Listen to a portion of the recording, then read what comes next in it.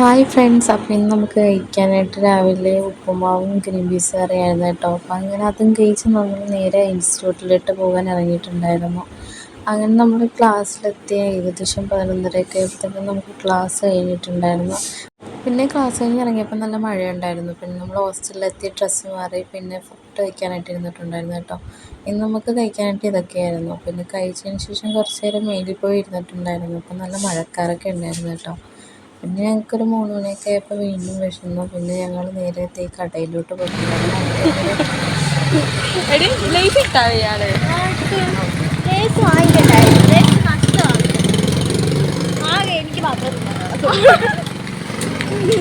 ഏത് അത്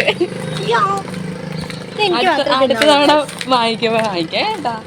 അവിടെ വേറൊരു മുറുക്കുള്ള സാധനം ഉണ്ടായിരുന്നു, അത് കുറേ സൂപ്പർ മാർക്കറ്റ് ഉണ്ട്. അപ്പോൾ അവിടെ പോയി സാധനങ്ങളൊക്കെ വാങ്ങിച്ച് തിരിച്ച് വന്നിട്ടുണ്ടായിരുന്നു. അപ്പോൾ ഞങ്ങൾ ബ്രെഡും ബണ്ണും അതേപോലെ തന്നെ വ്യാമോ ഒക്കെ ആയിരുന്നു വാങ്ങിച്ചിട്ടുണ്ടായിരുന്നു. പിന്നെ അതൊക്കെ കഴിച്ചിട്ടുണ്ടായിരുന്നു.